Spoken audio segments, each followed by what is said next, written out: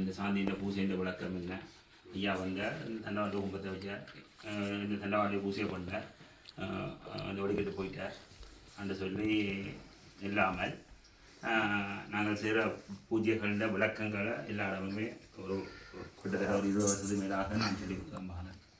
அதே மாதிரி சொல்லி முடிய உங்களுக்கு ஏதாவது கேள்விகள் இருந்தால் பூஜை சம்மந்தப்பட்ட தாராளமாக கேட்கலாம். நாங்கள் ஏன் இந்த பூஜையை செய்ய வேணும், இந்த கிரவ பிரவேசம் என்று சொல்லி சொன்னால்,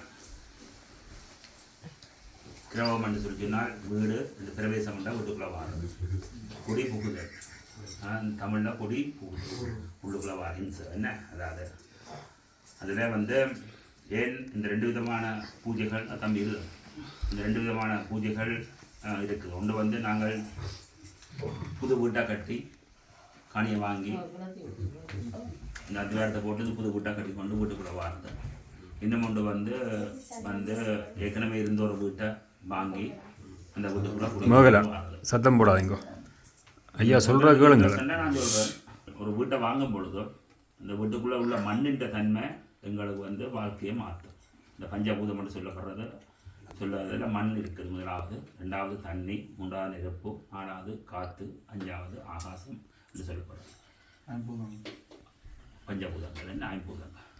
இது இந்த பெரிய ஒரு எங்களோட உடம்புலேயும் அதுதான் இருக்குது. எங்களோட உடம்பு தான் மண். இந்த உடம்போட ஒப்பிட்டோம்னா அதுதான் மண். இந்த உடம்பில் உள்ள ரத்தம் தான் தண்ணி. உடம்பில் உள்ள டெம்பரேச்சர் அதாவது 36°C இருந்துச்சுன்னா எல்லோரும் நோமலாக இருப்போம். 39 போனால் டாக்டர்கிட்ட போகணும், 34 போனால் கதை முடியுதுன்னு அர்த்தம். கொஞ்சம் கொஞ்சமாக அந்த வெக்கை இதில் இருக்க வேணும். லுஃப்ட் எத்தனோ ஓட்டே இருக்குது உடம்பில், ஆனால் அதுக்குள்ளால போய் வந்தோண்டே இருக்குது. ஒரு நாளைக்கு இருந்தால் போல் போயிடும், அதோட போயிட்டு. அப்போ இந்த பஞ்சபூதங்கள் ஆனால் இதில் மண் நிலத்தோடு சம்மந்தப்பட்டது. இந்த நிலம் நாங்கள் இங்கே கடந்த காலங்களில் உங்களோட வாழ்க்கையை பார்த்தீங்கன்னா, ஒரு வீட்டில் இருந்து இன்னொரு வீடு மாறும் பொழுதோ நீங்கள் அந்த வீட்டில் இந்த முதல் நல்லா இருந்திருக்கலாம். மாறின வீட்டில் வீடு மாறி வந்த அப்புறம் துன்பமும் இந்த தொழில் இல்லாமல் போனதும் கஷ்டங்களும் இருந்திருக்கலாம்.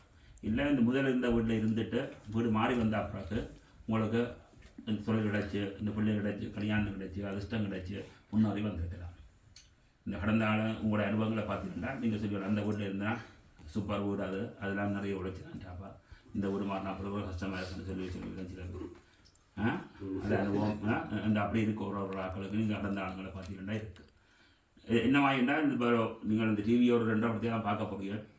இந்த சோஃபாவில் கம்ஃபர்டபுளாக இருக்குதோ அவ்வளோத்துக்கு தான் அந்த 2 படத்தையாலும் இந்த டிவியை என்ஜாய் பண்ணி பார்க்க முடியும்.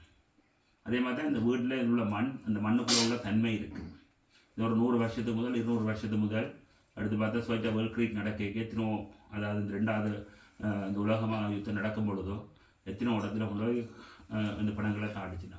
இப்போ இலங்கையில் எடுத்து பார்த்தீங்கன்னா 2004 சுனாமி நடக்கும் பொழுது இந்த கடற்கரை ஓரமாக ஜனிச்சக்கணக்கான ஆனாக்களை கொண்டே தாட்டாச்சு. ஒரு 30-40 வருஷம் போக அதில் வீடுகளை கட்டி ஹோட்டல்களை கட்டும் பொழுதோ அந்த ஆத்மா சாந்தி அடையாமல் தாக்கப்பட்ட இந்த இதுகள் அதில் இருக்கும் பொழுதோ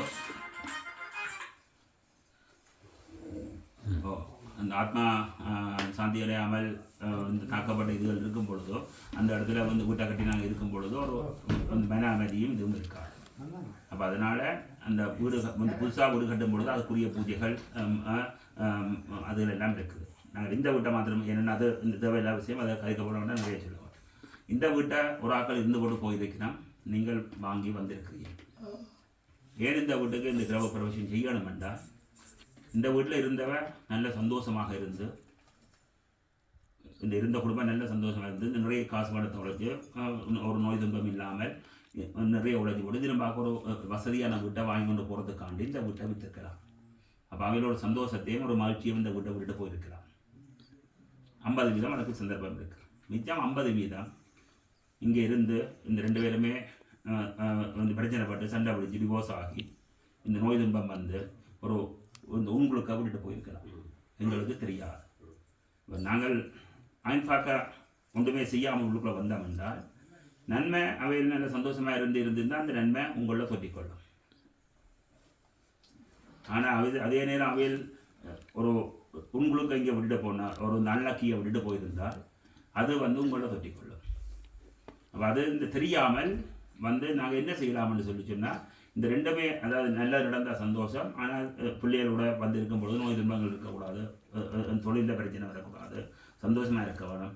அந்த வரைக்கும் ஒரு கெட்ட சக்தி, இந்த தீய சக்தி இதுக்குள்ளே இருக்குமா இருந்தால் அதை நாங்கள் வெளியேற்றி வந்து நல்ல ஒரு இந்த தெய்வ சக்தியை இந்த இடத்துல கொண்டு வர வேணும்ன்றது தான் இந்த பூஜையின் நோக்கம். அப்போ அதுக்கு வந்து முதல் கட்டமாக சுமங்கலியில் கொண்டு நாங்கள் இந்த விளக்கேற்றி இந்த இடத்துல உள்ள அதாவது இந்த லட்சுமி நாங்கள் இந்த லைட்டை போடுறோம். ஒரு 300 வருஷத்துக்கு முதல் லைட் ஒன்றுமே இல்லை, இந்த தனியாக தீபம் மட்டும்தான் இருந்தது.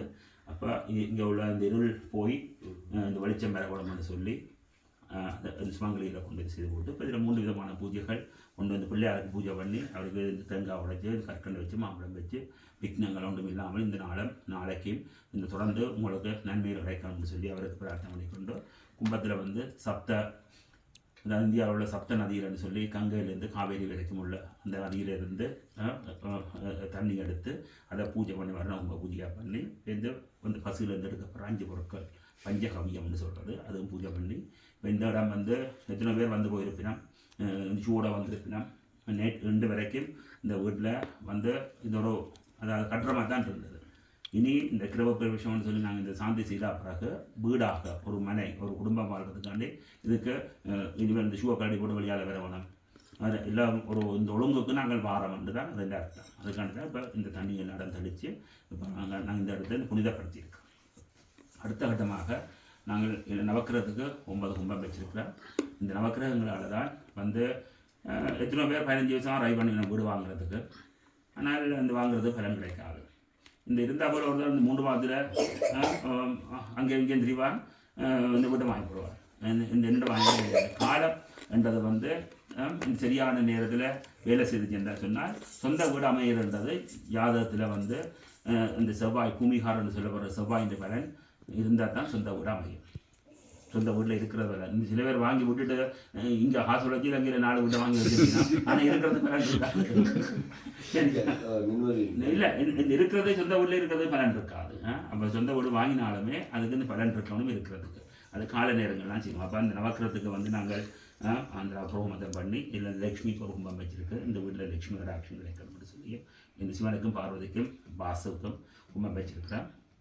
சிவனையும் பார்வதியும் அந்த வாசுதேவதையும் கும்பிட்டுட்டு கோமத்தை பண்ணி இந்த கோமம் பண்ணுறதால என்னென்னு சொன்னால் இங்கே உள்ள அந்த தீய சக்திகள் என்ன செய்ய வேண்டாம், நெருப்பில் அந்த இந்த சிலேஸ்ட காய்ஸ்ட் இருந்துச்சுன்னா அது இந்த கோமத்தை வளர்த்து இந்த கோம புயலுக்கு எல்லாரும் படிக்கிறது சேர்ந்து நாங்கள் இந்த நல்ல மந்திரங்களை சொல்லி அதன் நிறுத்தமாக இங்கே உள்ள மந்திர சக்தியை வந்து இந்த இடத்துல நாளைக்கு விடிய இந்த படத்தை எடுத்து கொண்டு வந்து நார்மலாக அந்த பசுமாடு வீட்டுக்குள்ளே கொண்டு வந்து இந்த ஒரு காலத்தில் இருந்த முறையை சொல்கிறேன். இந்த பசுமாடு கொண்டு வந்து வீட்டுக்குள்ளே கோ பூஜை பண்ணி சேர்ந்து அதுலேருந்து பால் கறந்து அந்த பாலை தான் காய்ச்சிடும். சரிங்க. ஆனால் இந்த பக்கத்தில் இது இருக்கிற அப்படினால நாளைக்கு மாட்டை கொண்டு வரீங்கமோ தெரியாது. ஒரு மாட்டை பிடிச்சானது பாலை கறந்து போட்டு அப்போ விழா பூஜையும் செய்ய இருக்கிறாங்க மும்பைக்கு. சரி, கிட்டத்தட்ட இப்போ 9 மணி அண்டா ஒரு 10:30க்கு கிட்டத்தட்ட எல்லாம் முடியும்.